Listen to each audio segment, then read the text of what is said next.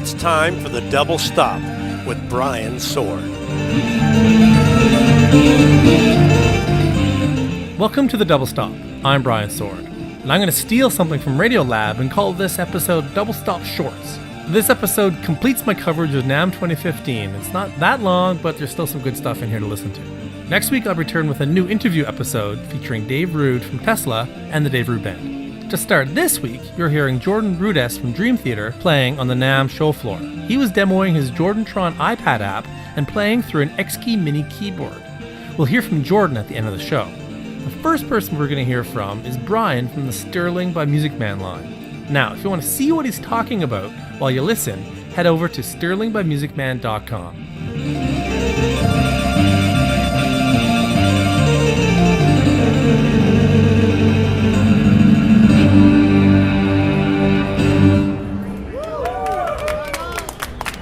How's it going? This is Brian at Sterling by Music Man line. We're the import line for Ernie Ball Music Man. Lots new in our John Petrucci Signature Series for 2015. A JP60 in a new finish that we call Mystic Green. It's based on the USA Mystic Dream finish, but more of a green base. It's got a $649 street price. Also a new 7-string for our line, JP170D. In a ruby redburst finish. That's been our number one finish color. $869 is the street price on that. It's a 7-string with both DiMarzio and Crunch Lab and liquefier pickups. And last but not least, our JP70. We finally released it in pearl redburst. It's $649 street price, and now that's available in 4 finishes: pearl redburst, stealth black, transparent green, and also transparent purple. Anything else that you have that's exciting for the year? The Steve Lukather Signature Series that we added at the end of last year has been really, really successful. It's a beautiful guitar based on his Luke 3 model in the USA. It's got the same DiMarzio Transitions humbuckers in it. It features a 5-position pickup selection, a 12 dB push-push boost on the volume, basswood body, maple neck, and rosewood fretboard in 2 finishes, black metallic and also Luke blue. And how involved was he in the development of that? Quite a bit. I mean, every stage of prototype build, we would send one to Luke, and occasionally we'd get together with him, get some feedback on the playing, and after about 3 or 4 prototype samples, we pretty much nailed it. And by the time we took it to the photo shoot with him, he was slightly blown away by it and the low price on it as well. And how do you keep the prices low then? It's all Indonesian build. Many of the guitars will use the same USA DiMarzio pickups as their American-made counterparts. Mass-produced as opposed to individual handcrafted like the USA Music Man are. But still using very quality parts. Everything is shipped into our facilities in Orange, California, and we do a full setup. Everything that needs to be done to it, as far as getting it to full spec and to where it's just really kicking ass out of the box. And when you're looking at artists to bring into your family, what is it that makes an artist stand out, that makes you want to bring them in? It really depends. We mimic the USA Ernie Ball Music Man artists in a limited manner. John Petrucci, obviously, because he's an amazing artist, an amazing guitarist, and a super nice guy. He has a worldwide fan base.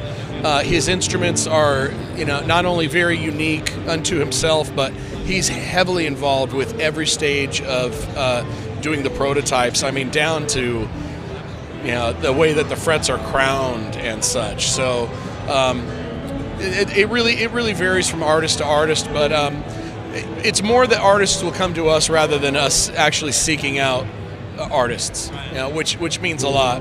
Okay, the next one's kind of funny. When I was about 15, I saw my first Tobias bass in Bass Player magazine. I was obsessed with it. It was easily my favorite bass. So when I saw Michael Tobias on the show floor, I got all nervous and starstruck. It was absurd. It's like 50 episodes in, and a guy who builds basses had me all starstruck. He was kind enough to give me a short interview, even though he was completely all booked up, and he filled me in on what's new for 2015. If you want some visuals, go to mtdguitars.com. Thank you. We have a new model bass for Byron Miller that's just come out. and we have been doing a lot more experimenting with new woods and materials. Done some experimentation with roasted woods for necks and bodies. We have expanded our capabilities a bit by changing some of our processes and trying to make things a little more efficiently. Now, I recall when I first heard about your basses, they were, I believe at the time, they were completely custom. They still are, basically. We have a 9 to 12 month backup, and they're still basically made to order. We have 3 signature models, a Xkey, a Norm Stockton, and the Byron Miller, and those are still made to order, but they're more limited in their scope. There are no options. The rest of the instruments we make are completely optional, with all kinds of wood combinations and options to match. And what would be the introductory price for somebody looking to pick up one of these? Street price on a 5-string would be between $4,800 and $5,500 for a handmade bass. Now I talked to Zach at Italia Guitars. These caught my eye because they have this blend of retro and modern, but they're clearly high-end. If you want to see what they look like during the interview, go to italiaguitars.com. Italia Guitars is basically part of the brainchild of Trev Wilkinson. He works with Fret King, Vintage Guitars, and Italia. He designs them all. They're made in Korea, same factory as Dan Electro, actually. They're pretty high-end. Because we're a distributor, through us, you'd be able to get them for the net price of anywhere from $500 to $700. Street price, they're going from around $700 to $1,100. They make anything from basses, 5-string basses. They've got double neck guitars. We don't have any here at the show, unfortunately, because we had sold out of them all back home. 12-string guitars. They've got custom builds. Pretty much anything you can go for. They fit the retro vibe really well. Yeah, they feel retro, but they also look oddly modern. Like, I'll look at this one, for example. It does feel retro, but it also, I don't think I've ever seen anything like that before.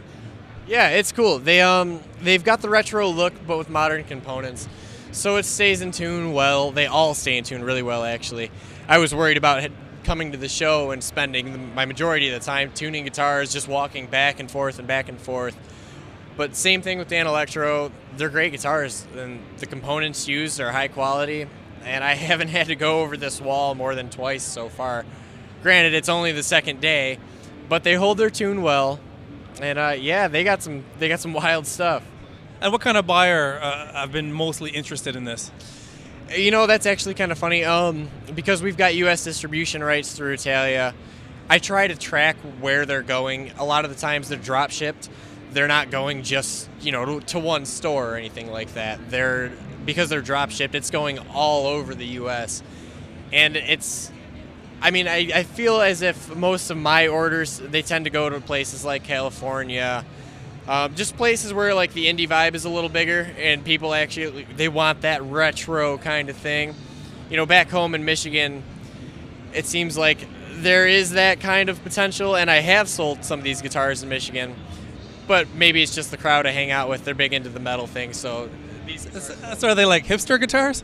I wouldn't say hipster guitars. They can get all over the place. I mean, they've got these big old hollow bodies over here, and they'll fit that whole rockabilly thing if you're going for that. But they could fit the hipster vibe if you're looking for that. Yeah, they play really well, too. It took me a long time to get into them, mainly because I didn't want to grab one out of the warehouse and bring it up to my office to screw around with it. Being that I am more into the Floyd Rose thing myself, just for the type of music that I like. But once I did, I was pleasantly surprised with how it played. Now I tend to grab those more often. Always a sucker for custom basses, I talked to Gerald Marleaux of Marleaux Basses in Germany. They were celebrating their 25th anniversary and had some simply stunning basses on display. To see what they look like, head over to Marleaux, that's MARLEAUX-bass.com. Yeah, I'm Gerald Marleaux. My company is in Germany, and we build handmade bass guitars. And I started my company in 1990. Now we have 25th anniversary this year, and that makes me very proud to be here at the show and show my basses. And all these basses are made by hand, each by each, and normally we do custom orders, and the customer can decide what he like to have. Different woods, string spacing, electronic, pickups, whatever. We can do everything what our customer likes. And how long is it from when they make the order to when they get the bass? It's around about 5 to 6 months.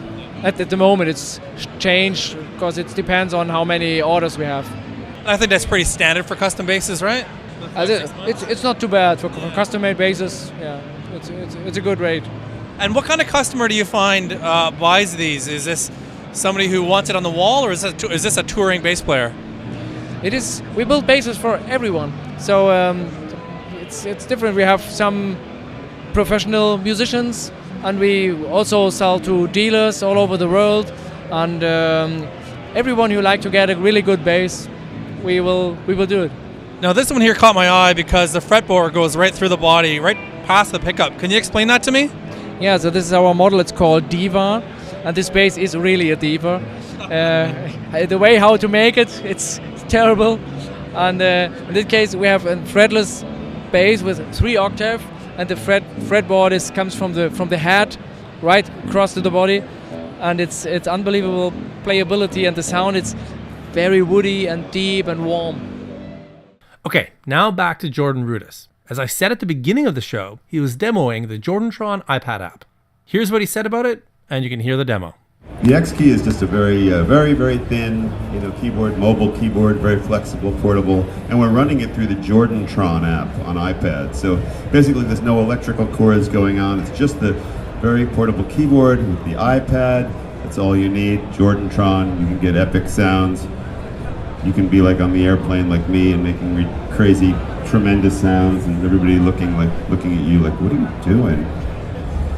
Like I'm sitting there on the plane and kind of like, yeah, the combination of using the Jordantron app, which is a Wisdom Music app, which is my app company, and also the Xkey is very strong, if I don't say so myself. And it's a lot of fun, because what I did to make Jordantron is I went in and tried to capture my largest, in many cases, my largest sounds, the things that I thought really were kind of huge and had a lot of depth to them. So, even on a small keyboard.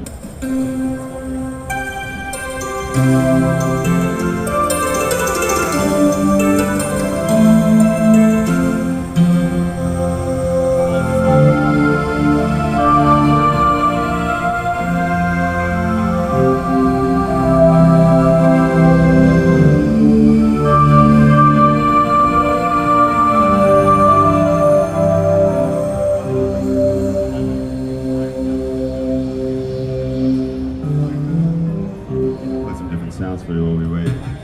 I love this one because it's the huge.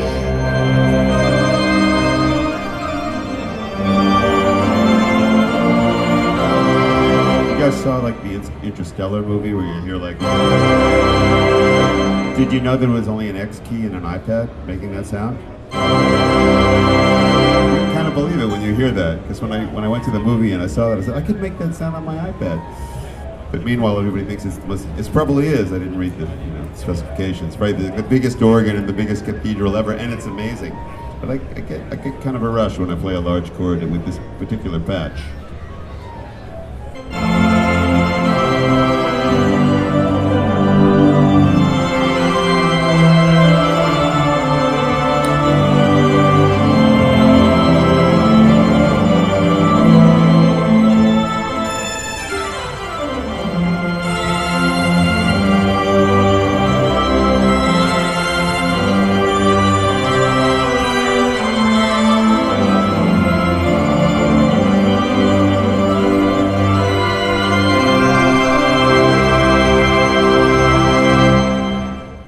And that's a wrap of my coverage of NAMM 2015.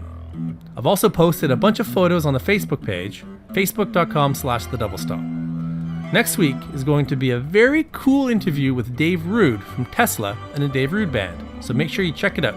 That's it for this week on The Double Stop.